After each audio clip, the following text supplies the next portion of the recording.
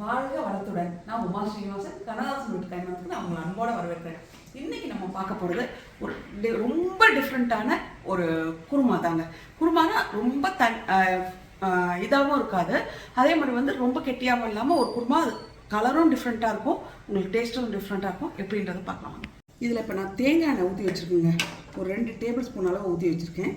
இதில் ஒரு சின்ன ஸ்பூனில் கொஞ்சம் சோம்பு தூள், நான் தூள் போடுறேன், நீங்கள் முழுசாக வேணாலும் போட்டுக்கலாம். ஏன்னா நான் எல்லாமே தூளாக தான் அரைச்சி வச்சுப்பேன். இது பாருங்கள், தூளாக தான் அரைச்சி வச்சுப்பேன். லைட்டாக வறுத்து தூளாக அரைச்சி வச்சுப்பேன். ஏன்னா குழந்தைங்களுக்கு வயிற்றுலையும் போயிடும், நல்லதும் கூட. அதனால் எல்லாமே தூள் பண்ணி வச்சுருவேன். இதில் ஜீரகத்தூளுங்க கொஞ்சம் ஜாஸ்தி, அதோட ஒரு அரை பங்கு ஜீரகத்தூள் ஜாஸ்தி போட்டுக்கோங்க. இப்போ நான் சின்னதுலேயே வச்சுருக்கேன், தேங்காய் எண்ணெய் தான் ஊற்றிருக்கேன். தேங்காய் எண்ணெய் நல்ல ஃப்ளேவர் இருக்கும் உங்களுக்கு. உங்களுக்கு வேணாம் தேங்காய் எண்ணெய் பிடிக்கலாம், நீங்கள் நார்மல் எண்ணெய் ஊற்றிக்கலாம். இப்போ இதில் இஞ்சி பூண்டு விழுது 1 ஸ்பூன்,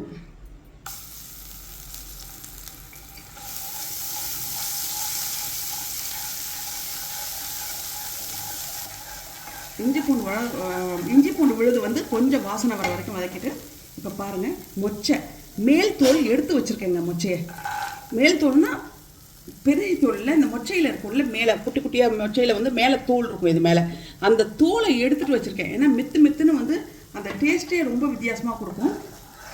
நான் பொரியலே அப்படி தாங்க பண்ணுவேன். மேல் தோலை எடுத்துகிட்டு ஒரு 1/2 கிலோ வாங்கி, இந்த மொச்சை மட்டுமே 1/2 கிலோ இருக்கும். அதை உட்காந்து மேல் தோலை மெதுவாக எடுப்பேன்.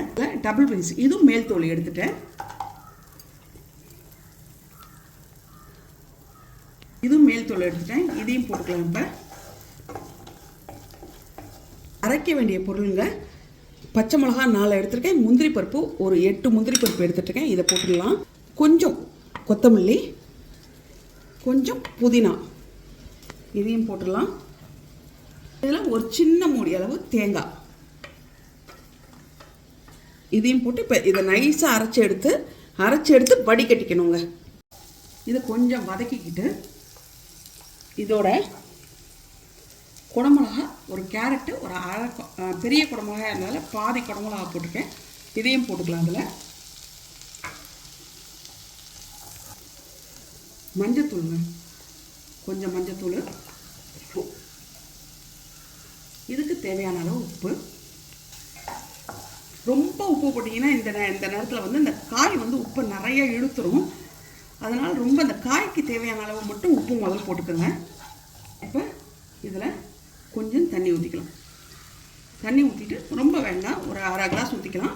ஊற்றிட்டு இதை வேக விட்டுடலாம்.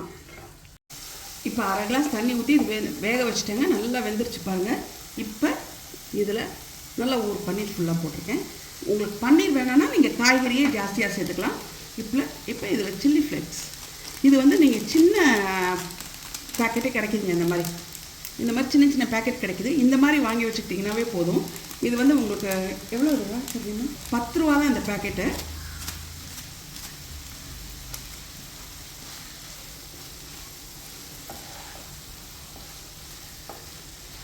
இதை ஒரு 2 செகண்ட் கிண்டிக்கலாம். போய் சூடு ஏறுற வரைக்கும், அந்த பன்னீரில் சூடு ஏறுற வரைக்கும் நம்ம கொஞ்சம் கலந்துக்கலாம். பாருங்கள், நல்லா பன்னீர் சூடு ஏறிடுச்சு. இதில் ஒரு 3 டேபிள் ஸ்பூன் தயிர் வந்து உங்களுக்கு கரெக்டாக இருக்கும். போட்டுக்கலாம்.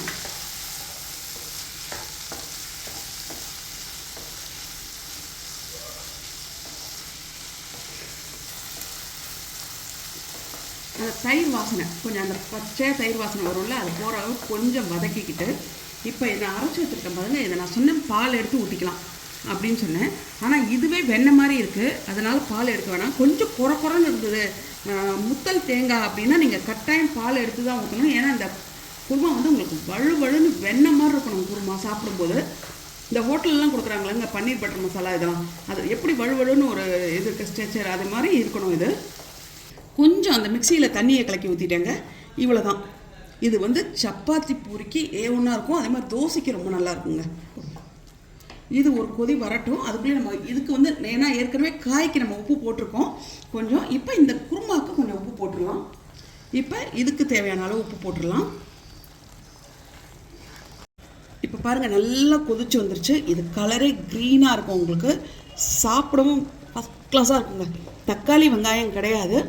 உங்களுக்கு தேவைப்பட்டால் வெங்காயம் மட்டும் போட்டுக்கோங்க, தக்காளி வேணாம். அதுக்கு பதில் தான் தயிர் ஊற்றுறோம். அப்போ தான் உங்களுக்கு டேஸ்ட் வந்து ரொம்ப டிஃப்ரெண்ட் படுவது. இப்போ பார்த்தோம் நம்ம குருமா. இப்போ பார்த்தீங்கன்னாவே கலர் வந்து உங்களுக்கு ரொம்ப அட்ராக்ட் பண்ணுவது. நீங்கள் ஏதாவது ஒரு ஃபங்க்ஷன் இதுன்னா இது நீங்கள் பண்ணி வைக்கலாம். அதே சமயத்தில் 2-3 டிப் மட்டும் கொடுக்குறேன். ஏன்னா வந்து புதினா கொத்தமல்லி ரொம்ப போட்டுறாதீங்க. இதுக்கே இவ்வளோ தான் போட்டேன் நான் புதினா கொத்தமல்லி. அதுலேயே உங்களுக்கு கலர் கொடுக்கும். ரொம்ப போட்டிங்கன்னா வந்து கொஞ்சம் கசந்த மாதிரி ஆயிரும். அதே சமயத்தில் வந்து அந்த நல்லா நம்ம ஏன்னா பச்சையாக அரைச்சி தான் ஊற்றுறோம் கடைசியில். அதனால் கொஞ்சம் நல்லா கொதிக்க வச்சு தான் அதை இறக்கணும். ஓரளவுக்கு நல்லா தலைன்னு அந்த வாசனை போகிற அளவுக்கு கொதிக்க வச்சு தான் இறக்கணும். இன்னும் ஒரே ஒரு விஷயம் மறந்துட்டேங்க. இதில் நான் 1/2 ஸ்பூன் சர்க்கரை சேர்ப்பேன். அது சர்க்கரை போடுறதை நான் சொல்லலை, விட்டுட்டேன், மறந்துட்டேன். அதில் ஒரு 1/2 ஸ்பூன் சர்க்கரை சேர்த்திங்கன்னா அந்த டேஸ்ட் வந்து இன்னும் தூக்கி கொடுக்கும். பச்சை மிளகா வந்து நான் நார்மல் காரம் தான், ரொம்ப ஓவர் காரம் போடல, நார்மல் காரத்தில் தான் போட்டேன். உங்களுக்கு வேணும்னு தோணுச்சுன்னா இன்னும் கொஞ்சம் காரம் கூட நீங்கள் போட்டலாம். ஏன்னா அந்த சில்லி ஃப்ளேக்ஸ் வந்து அந்த அளவுக்கு காரம் உங்களுக்கு கொடுக்காது, இந்த பச்சை மிளகா தான். அதனால காரம் வந்து உங்களுக்கு இன்னும் கொஞ்சம் தேவையாக இருந்தால் காரத்தை நீங்கள் கூட்டிக்கலாம், அதில் சேர்த்து போட்டுக்கலாம். இது வந்து முத்தலான தேங்காய் அப்படின்னா நான் சொன்ன முதல்ல எனக்கு வந்து தேங்காய் முத்தலாக தெரிஞ்சது, அதனால நான் அரைச்சி பால் எடுத்துக்க போறேன். ஏன்னா இந்த குருமாவோட ஸ்ட்ரக்சர் வந்து வழுவழுன்னு இருக்கணுங்க. கொஞ்சம் கூட குறவரப்பு இருக்கக்கூடாது. வலுன்னு வெண்ணெய் மாதிரி இருக்கணும். பன்னீர் பட்டர் மசாலா இருக்குல்ல, அது மாதிரி வெண்ணெய் மாதிரி இருக்கணும். இது வந்து நான் தேங்காய் அப்படி இருந்ததுன்னு நினச்சேன். ஆனால் அரைச்சா வழுவழுன்னு வந்தது, அதனால அப்படி ஊற்றிட்டேன். அப்படி உங்களுக்கு வழுவழுன்னு இல்லை, தேங்காய் கொஞ்சம் முத்தல் தான் அப்படின்னா தேங்காயை நல்லா அரைச்சு கெட்டியாக வடிகட்டிட்டு அப்புறம் கடைசியாக ஊற்றுங்க.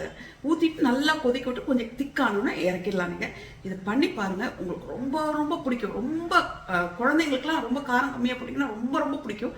இதை பண்ணி பார்த்துட்டு எனக்கு கட்டாயம் கமெண்ட்டில் சொல்லுங்கள். வாழ்க வளத்துடன்.